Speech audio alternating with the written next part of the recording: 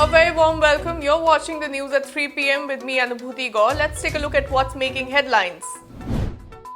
Nearly 2 months after the abrogation of Article 370 and a security lockdown ahead of the local body polls, Jammu leaders freed from house arrest, restrictions of movement removed. However, their counterparts in Kashmir still under house arrest.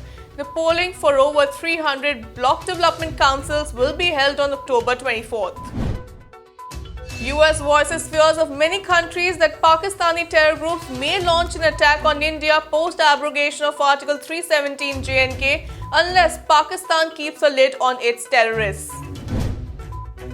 Celebrating the 150th birth anniversary of Mahatma Gandhi, PM Modi began the day by paying floral tributes at Rajghat. He also paid tribute to Mahatma Gandhi and former Prime Minister Lal Bahadur Shastri at the Parliament. PM Modi, who launched the Swachh Bharat campaign in 2014, will declare the country open defecation-free at the Sabarmati Ashram in Gujarat in the evening. Air India pays tribute to Mahatma Gandhi on the 150th birth anniversary by painting his portrait on the tail of an Airbus A320 aircraft at the Indira Gandhi International Airport in Delhi.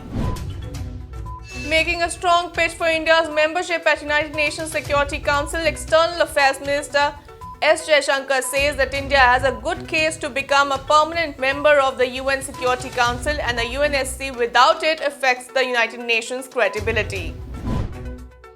External Affairs Minister S. Jaishankar says once India triggers development in Jammu and Kashmir, all the Pakistan's plans for the last 70 years against the state would come to an end. He also said that the current suspension of the mobile network in Kashmir Valley is aimed at preventing the misuse of internet and social media for radicalizing and mobilizing anti-India forces and to curb violence.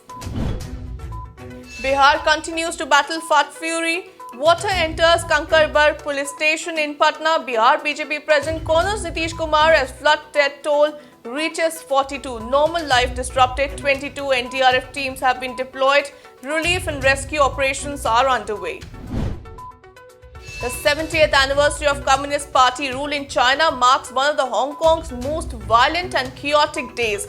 Protesters armed with petrol bombs and projectiles fought pitched battles with the police in several parts of Hong Kong. 104 people were taken to the hospital and 180 were arrested.